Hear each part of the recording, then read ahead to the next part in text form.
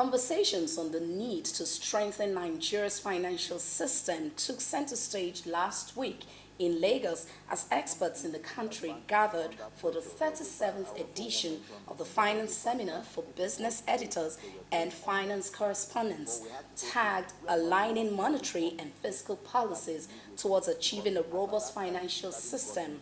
The two-day event saw discussions focus on Nigeria's heavy dependence on imports, its implications on the economy, and the urgent need for stronger coordination between policymakers. We'll bring you highlights of the event in this report.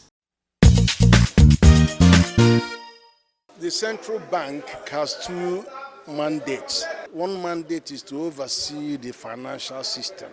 The second mandate is for it to print money and then ensure that they keep the financial system stable. Not just the financial system also, but price is stable. Now, what do you mean by price? Monetary policy rate is price. Lending rates, forex, changing dollar to naira, naira to dollar is pricing. So they have a job to maintain stability. Fiscal policy is every other thing outside the monetary policy. And then the other policies like investment policy, trade policy, industrial policy, then import and export duties and all of that, raising finance, all of those are within the purview of the fiscal authority.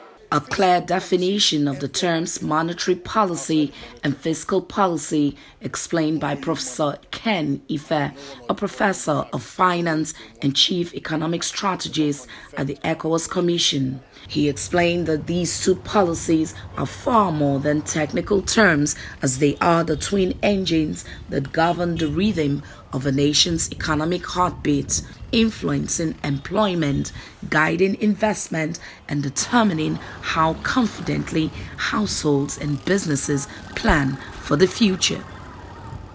In recent times, key macroeconomic indicators have seen inflation decline to 16.05%, the exchange rate stabilize below 1,500 naira per dollar, and external reserves exceeding $46 billion. These developments come following economic measures put in place by the Central Bank of Nigeria, CBN. The theme, aligning monetary and fiscal policies towards achieving a robust financial system, is timely. It provides an opportunity to open discussions and recommendations that will enhance understanding of current government reforms and the collaboration needed to ensure positive outcomes for Nigerians. Nigeria stands at a critical juncture in its economic journey. The convergence of fiscal and monetary policy is shaping a new narrative, one that demands clarity, coordination, and credibility. Systemic risk is reduced when you follow policy alignment. It also ensures stable prices. Prices, we talk of interest rate, exchange rate, and inflation. Strengthens domestic market and reduces sovereign risk. Shedding light on the theme of the event, Professor Ife argues that a robust financial system should be resilient to domestic and external shocks, protect consumer deposits, maintain market integrity, and as well provide necessary capital for economic growth. He argued that a major threat to the stability of Nigeria's financial system is fiscal dominance, a situation where government borrowing exceeds sustainable levels. The law says, Fiscal Policy Act 2007 says, government can borrow money but under certain conditions. You have to borrow for capital expenditure and human resource development. Human resource development is health, education, employment, and self-employment. It's not for paying salaries. It's not for budget support. That's the law. And the law says you do long-term borrowing, which is usually 10 to 30 years or so. And also the law says on concessionary terms, we always understand that to be 3% or less. The law does not support you to have long-term borrowing at low interest rate and then rush to capital market and borrow Eurobond for 1 year or 2 years at 10%, and 1 year short term, high interest to finance load. The law doesn't support that. But be it as it may, the law says you must carry out cost-benefit analysis on any borrowing. Meanwhile, discussions at the panel session centered on the theme Compliance as a Catalyst, Strengthening Institutions for Economic Resilience, with the panelists examining how robust regulatory frameworks, ethical corporate practices, and stronger institutional structures can drive sustainable economic growth and protect the Nigerian economy from future shocks. What we try to do is we're promoting thought leadership, right, to ensure that these things are understood. Then the issue of anchoring expectation of stakeholders is also very, very key to us. So once we are talking about all the information around monetary policy communication, around ethics, we are very, very key on that. So the approach we want to use, and which we're using, is to ensure there is clarity in what communication we are pushing out. How does data help regulators determine when a regulation needs updating? One, regulation is for market and people.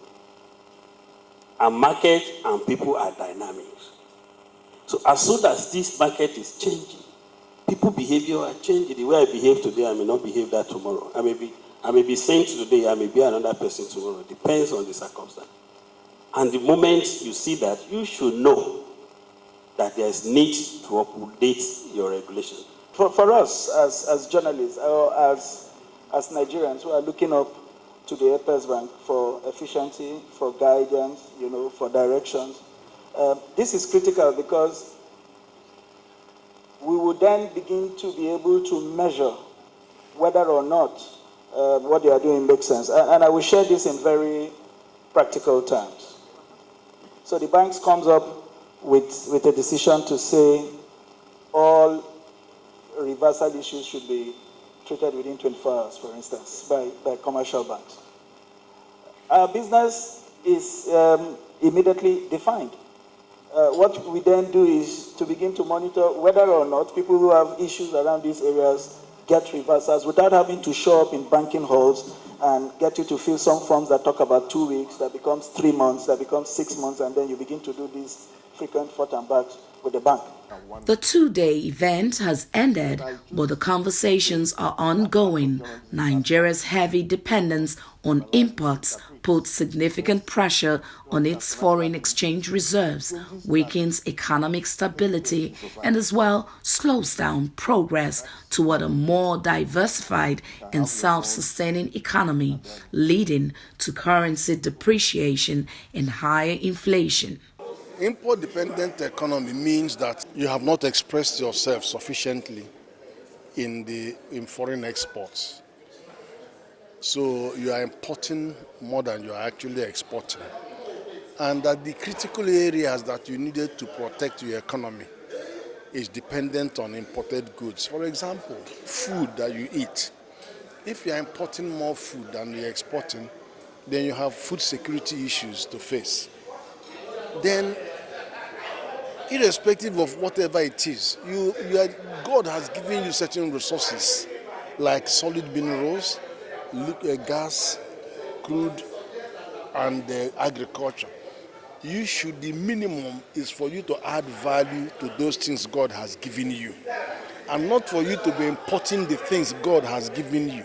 Nigeria must rise above its current development indicators, as the nation's progress depends not only on the government, it also relies on the commitment of its citizens. If the saying, where there's a will, there is a way, holds true, then every Nigerian must be determined to produce locally, export Nigerian products, and embrace a proud Nigerian identity. Vivian Akinyosuye, AV1 News.